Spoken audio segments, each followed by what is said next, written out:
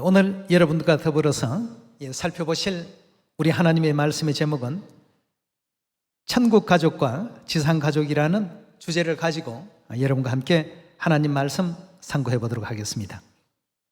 우리 대한민국은 5월 들면 5월 5일이 어린이날이고 5월 8일이 또 어버이날입니다.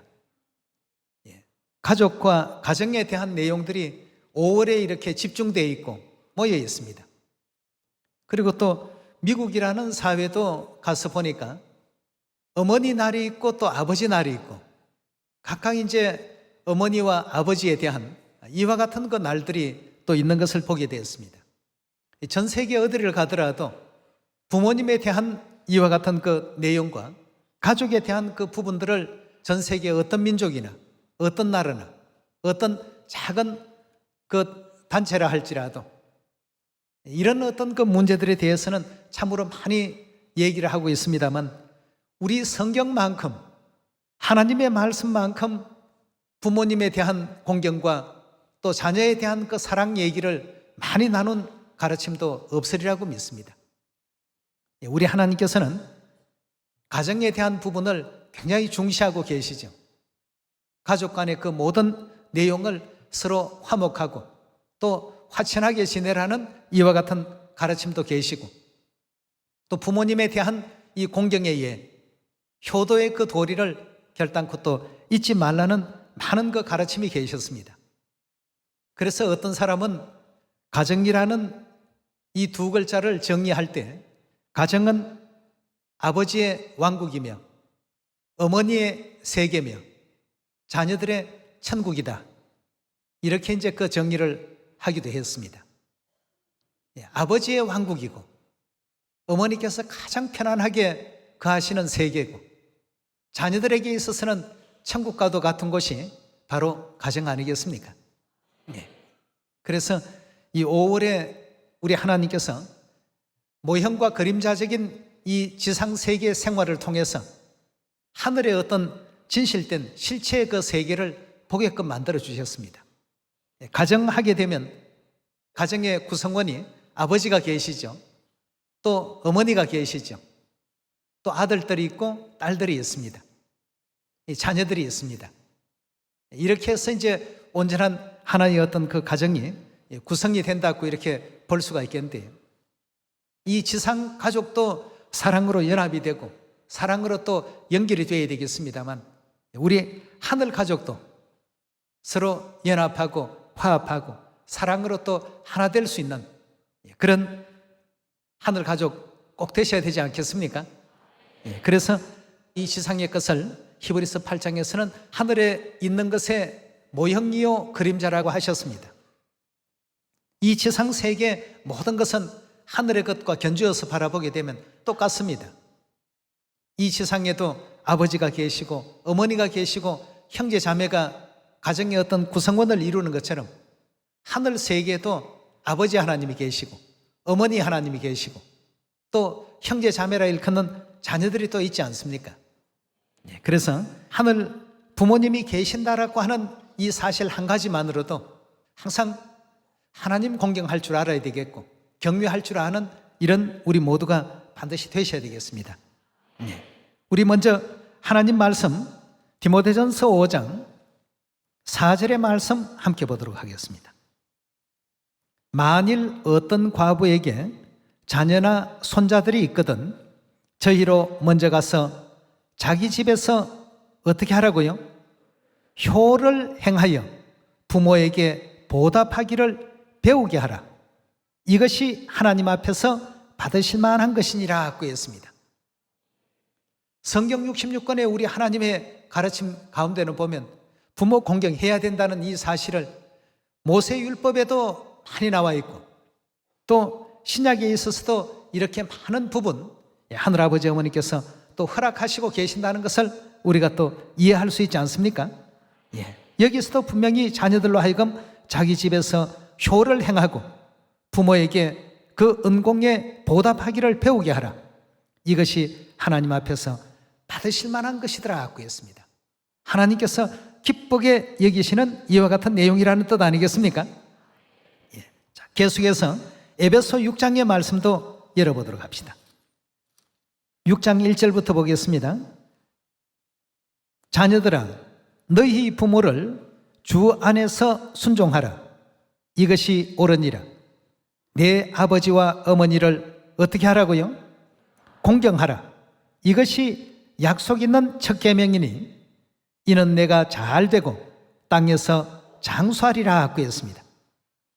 지금 에베소 6장 1절에서 3절에 주신 그 내용의 말씀을 보니까 우리 하나님은 성경의 가르침을 통해서 한결같이 부모를 주 안에서 순종하고 또 아버지와 어머니를 공경하라.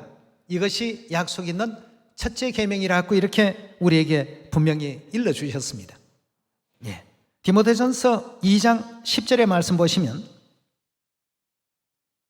오직 선행으로 하기를 원하라.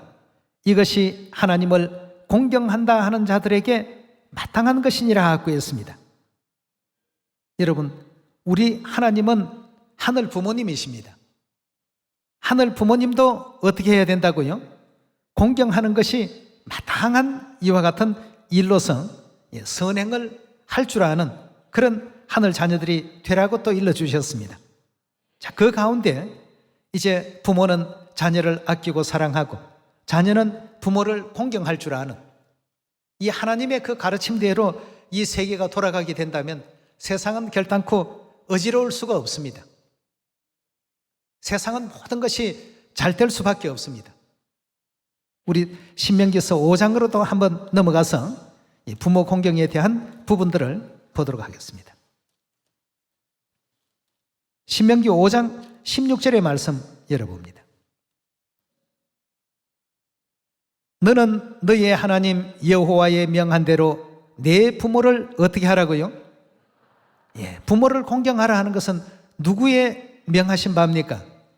하나님께로부터 나오신 하나님의 가르침입니다. 너는 너의 하나님 여호와의 명한 대로 내 부모를 공경하라.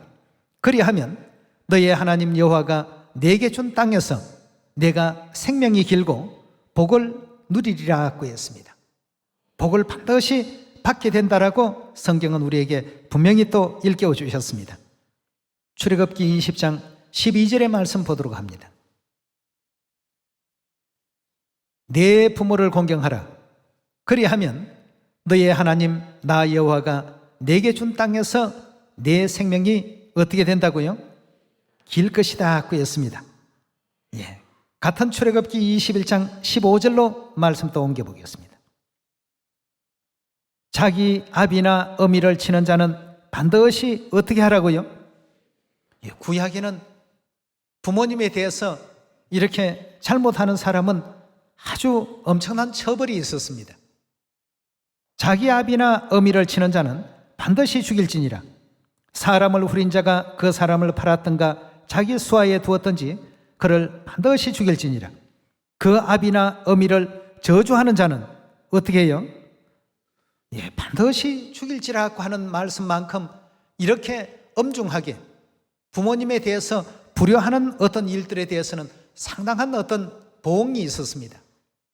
여러분, 우리도 자녀된 입장에서는 부모님을 공경해야 됩니다.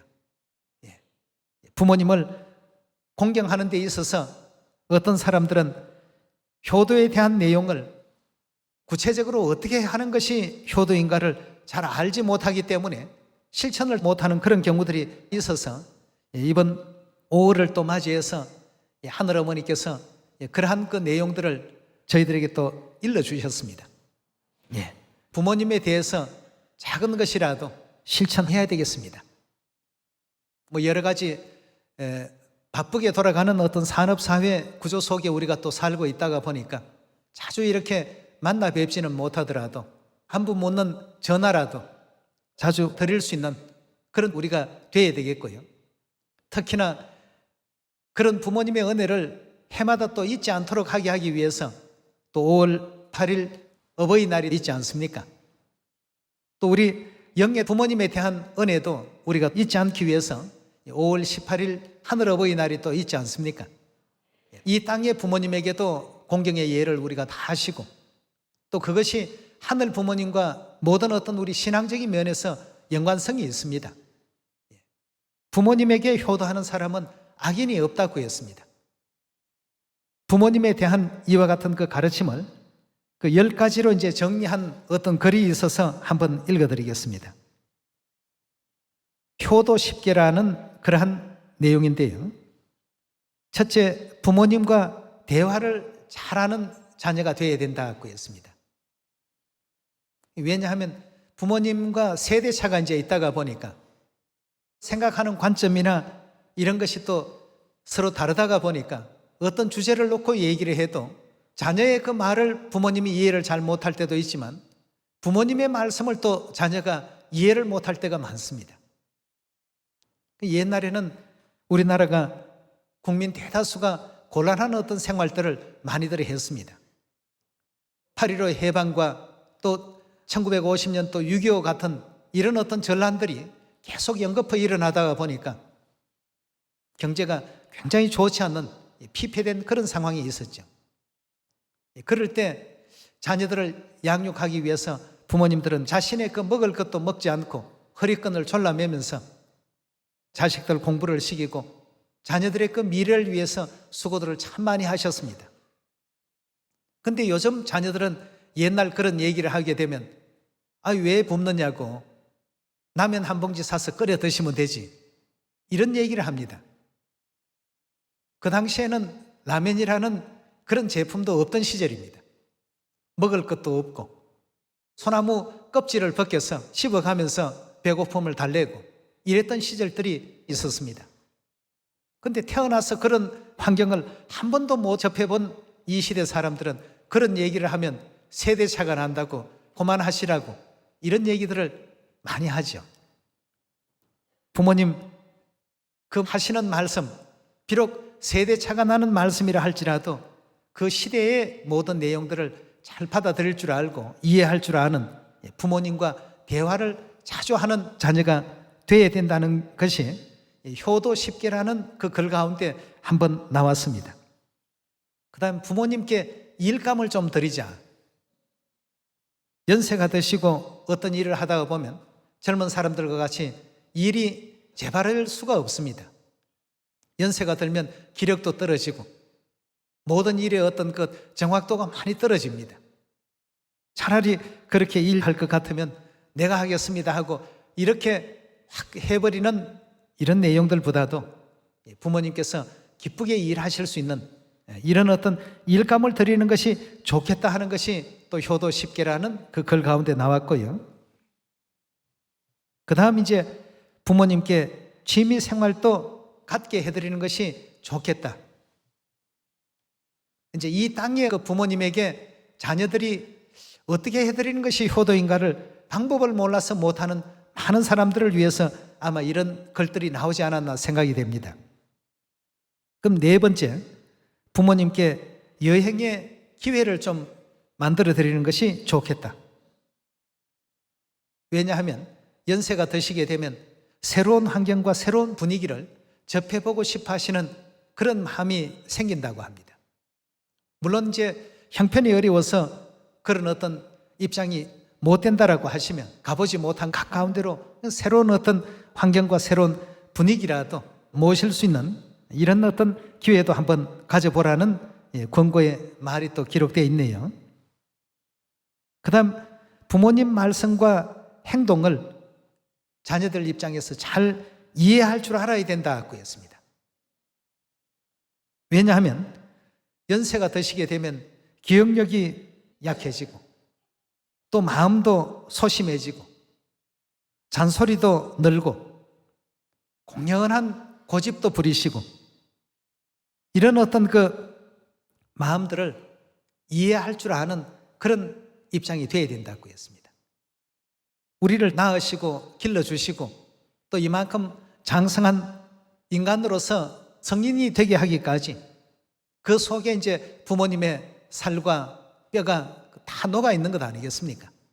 이 자리에 계신 우리 시온의 가족들은 대체적으로 젊은 연령층이 또 많이 계시다가 보니까 부모님 그 연세가 해보지 아니하면 이해할 수 없는 그런 일들이 참 많습니다. 저도 10대, 20대 때에는 지금의 제가 생각하고 있는 이런 어떤 그 생각들을 이해할 수가 없었습니다. 이 나이가 먹고 보니까 그때 부모님께서 왜 그런 말씀을 하셨는지, 왜 어른들께서 그런 얘기를 하셨는지 지금은 다 이해가 됩니다.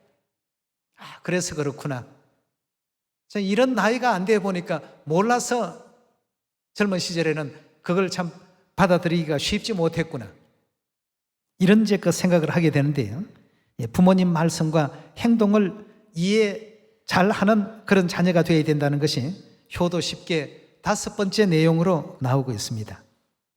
그 다음 6번째 보면 가족이 외출할 때 부모님도 함께 잘 모셔야 된다.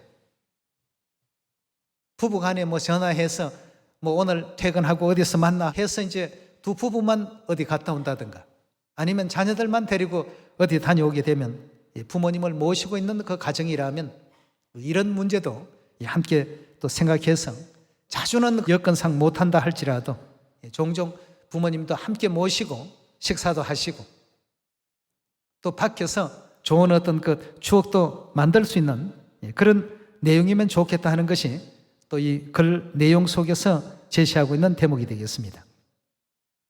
그리고 집에 손님이 오면 반드시 부모님께 먼저 인사를 드리자.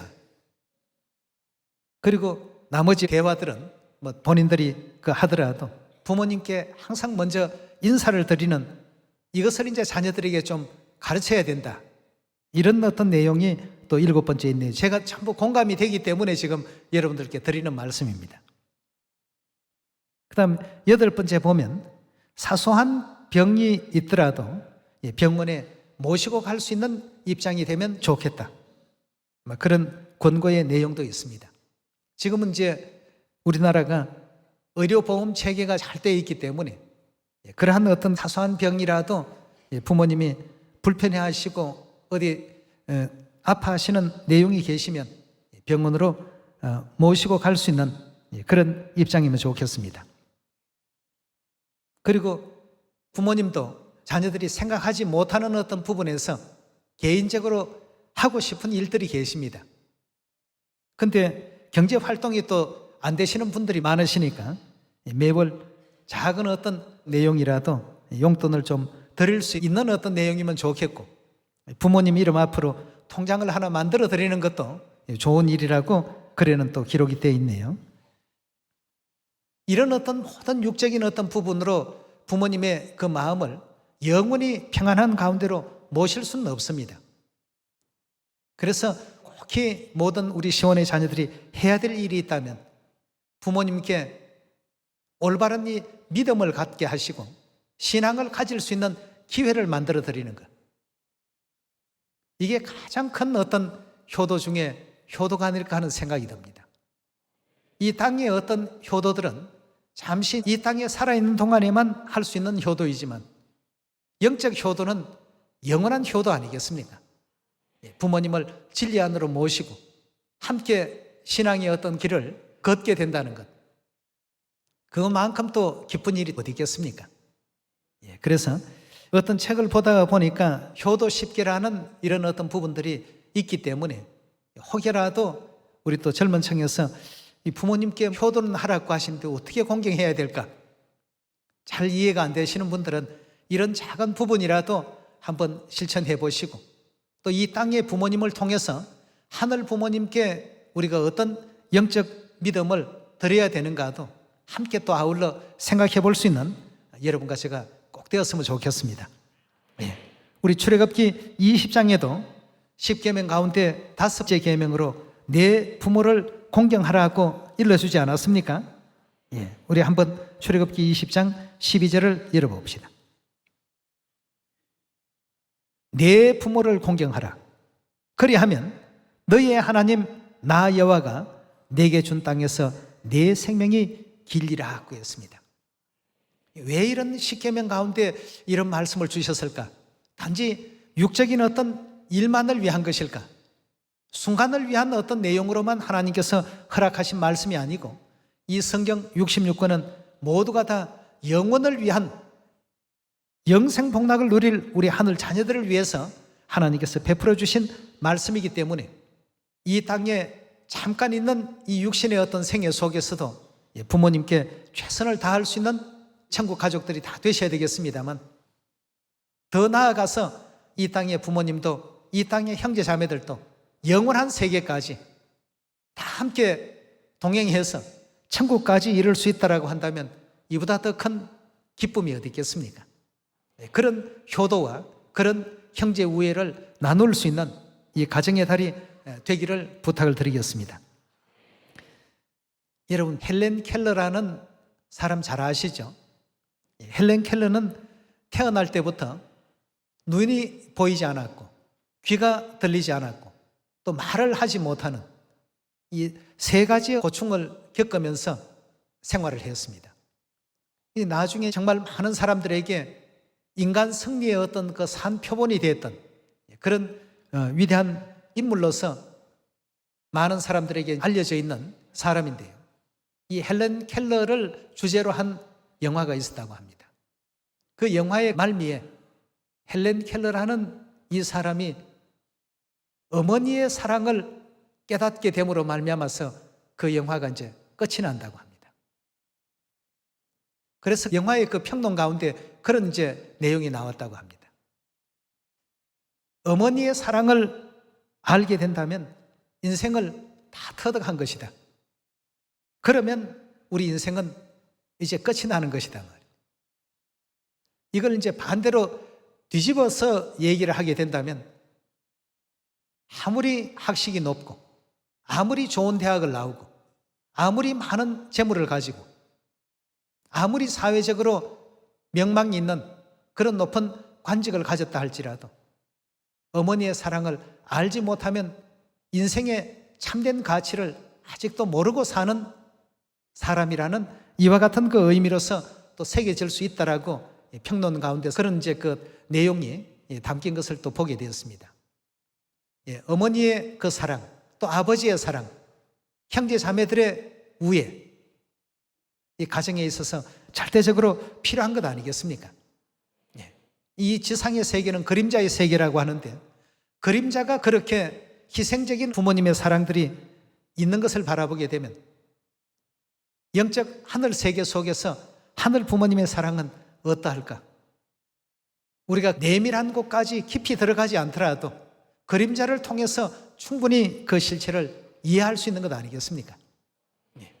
부모님에 대한 이 효도 결단코 잊지 않는 우리 모두가 꼭 됩시다. 자녀에 대한 어떤 사랑도 귀합니다. 부모에 대한 사랑은 자녀에 대한 사랑보다 사실은 더 크고 더 귀해야만 당연한 것인데 부모님에 대한 이와 같은 공경과 부모님에 대한 사랑이 온전히 되었을 때 그 사람이 복받는 사람이 된다고 이렇게 성경은 많은 어떤 부분 성경 요소마다 참으로 부모님에 대해서 말도 함부로 해서는 안 되고 부모님에 대해서 태도도 함부로 해서는 안 되고 부모님에 대해서 그 공경의 예를 다하기를 정말 자기 목숨보다도 더 소중히 해야 된다는 이와 같은 가르침이 성경 66권 속에 기록이 되어 있습니다. 그 효의 도를 배울 수 있는 좋은 하나님께서 하나의 내용을 또 주셨죠. 룻기서 1장 5절의 말씀 보도록 하겠습니다. 말론과 기련 두 사람이 다 죽고 그 여인은 두 아들과 남편 뒤에 남았더라고 했습니다. 여기 나옴이라는 한 여인의 그 가정사에 대한 내용이 룻기서에 기록됩니다. 근데 말론과 기련이라는 두 아들도 죽고 남편도 죽고 이제 두 며느리와 나옴이라는 그 여인만 남게 되는 그런 입장이 되었습니다. 그러니 나옴이 입장에서는 그 두 며느리를 이렇게 또 고생을 시킬 수 없다는 입장 때문에 가서 너희 고향으로 돌아가서 재가를 해서 살도록 하라고 이렇게 권고하는 장면이 6절에 나옵니다. 6절에 계속 보겠습니다. 그가 모압 지방에 있어서 여호와께서 자기 백성을 권고하사 그들에게 양식을 주셨다 함을 들었으므로 이에 두 자부와 함께 일어나 모압 지방에서 돌아오려 하여 있던 곳으로 떠나고 두 자부도 그와 함께하여 유다 땅으로 돌아오려고 길을 행하다가 나오미가 두 자부에게 이르되 너희는 각각 어미의 집으로 돌아가라. 너희가 죽은 자와 나를 선대한 것 같이 여호와께서 너희를 선대하기를 원하며 여호와께서 너희로 각각 남편의 집에서 평안함을 얻게 하시기를 원하노라 하고 그들에게 입맞춤에 그들이 소리를 높여 울며 나오미에게 이르되 아니니이다. 우리는 어머니와 함께 어머니의 백성에게 돌아가겠나이다. 11절입니다. 나오미가 가로되 내 딸들아 돌아가라. 너희가 어찌 나와 함께 가려느냐? 나의 태중에 너희 남편 될 아들들이 있더냐? 내 딸들아 돌이켜 너희 길로 가라. 나는 늙었으니 남편을 두지 못할지라. 가령 내가 소망이 있다고 말한다든지 오늘 밤에 남편을 두어 아들을 생산한다 하자. 너희가 어찌 그것을 인하여 그들의 자라기를 기다리겠느냐? 어찌 그것을 인하여 남편 두기를 멈추겠느냐? 내 딸들아 그렇지 아니하니라. 여호와의 손이 나를 치셨으므로 나는 너희로 인하여 더욱 마음이 아프다. 그들이 소리를 높여 다시 울더니 오르바는 그 시모에게 입맞추되 룻은 그를 붙여찾더라 하고 했습니다.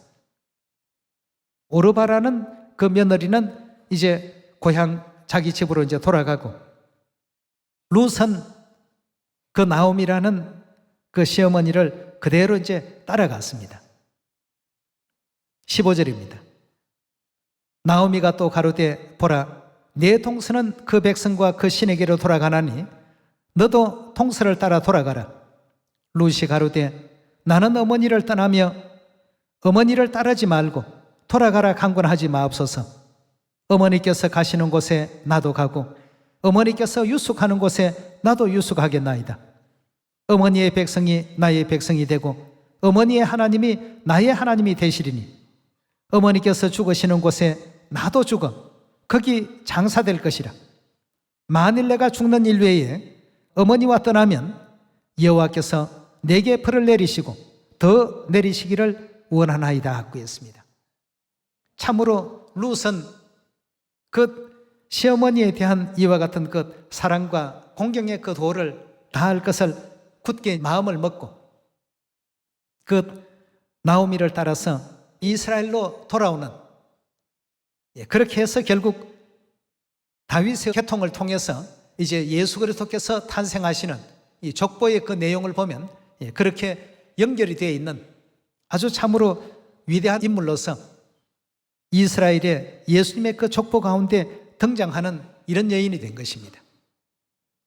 그 시어머니가 너희들은 나이도 아직까지 젊고 하니까 다 고향으로 돌아가서 이제 재가를 좀 하는 게 어떠냐 하는 이와 같은 어떤 취지에서 두 자부에게 그렇게 권면을 했습니다만 룻은 자기의 기쁨과 자기의 인생에 대한 것을 전부 포기를 하고 부모 모시는 일에 마음을 이제 다 쏟게 되었습니다. 그러다가 보니까 결국 이스라엘로 돌아가서 훌륭한 가문에 결혼을 하게 되고 또 나오미 시어머니도 잘 모시게 되고 이렇게 해서 결국 예수님의 족보 가운데 등장하는 예수님의 족보 가운데 여인으로서 등장하는 그 내용은 흔치가 않습니다.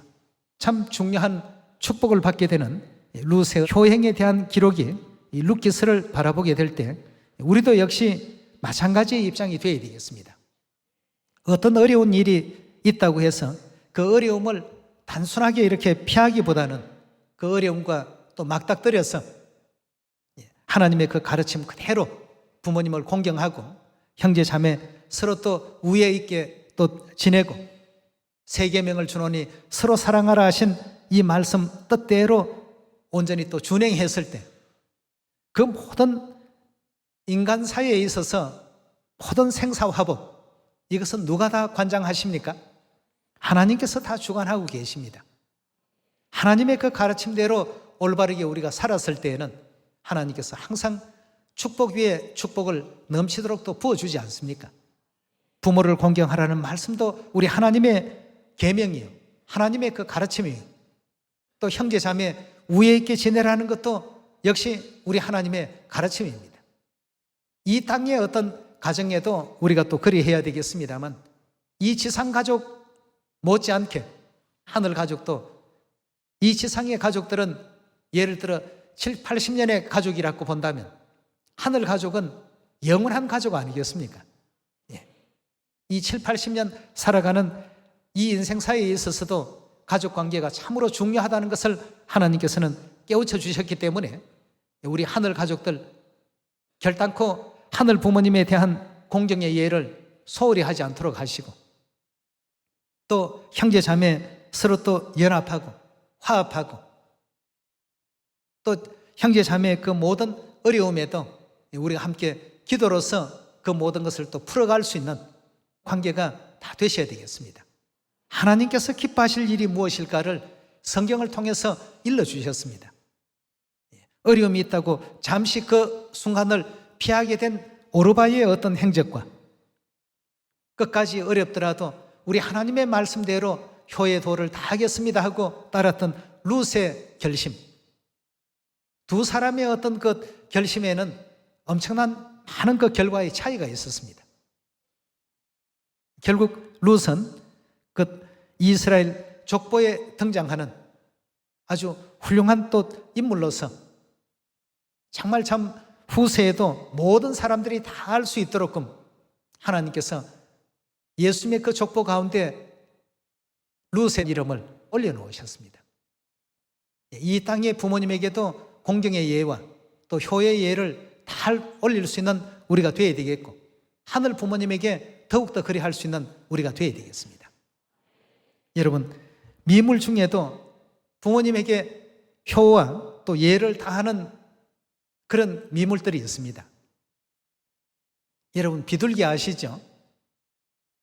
비둘기와 까마귀가 그 대표적인 예라고 하는데요, 비둘기는 어미 비둘기가 어떤 한 가지에 앉게 되면 반드시 자기는 어미보다도 3단계 아래에 있는 가지에 앉는답니다. 그만큼 부모에 대한 공경하는 심성을 가지고 있는 새라고 합니다. 미물이라고 하지만 너무나도 참 신기하지 않을 수 없습니다.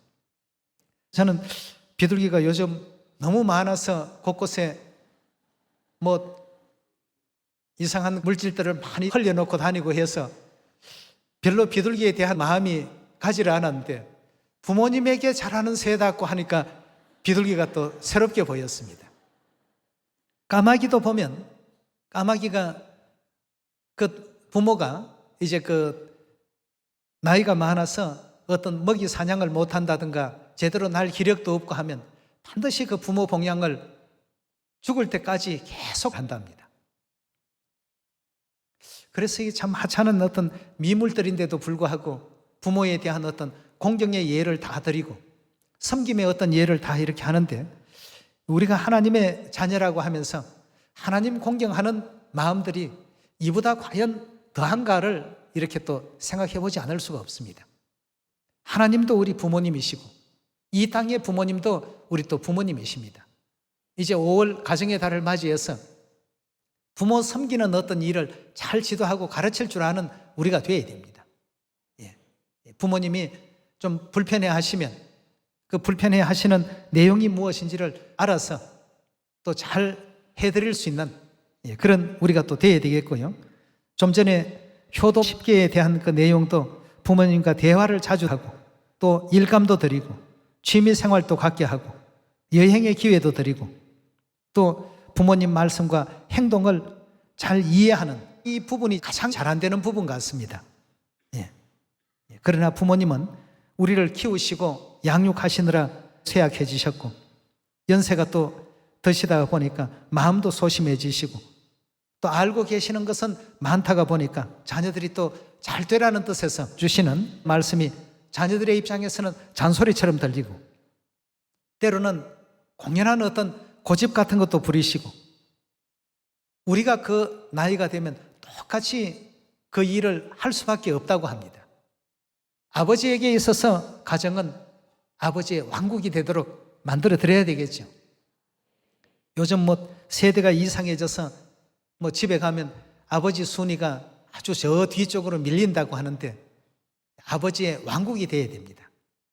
또 어머니께서 가장 편안하게 여기실 수 있는 어머니의 세계가 되게 만들어 드려야 되겠죠. 그런 가운데서 자녀들은 천국을 얻을 수가 있습니다. 부모님을 공경했을 때 그 가정이 항상 그 천국 분위기가 이어질 수 있는 것이죠. 그래서 오늘 5월 가정의 달을 통해서 하늘 부모님의 그 은혜를 다시 한번 또 생각해 보자는 뜻에서 이 말씀 전하게 되었습니다. 이 말씀에 은혜 있길 바라면서 부모님에게 효도 많이 하는 5월이 또 되시길 바라겠습니다. 감사합니다.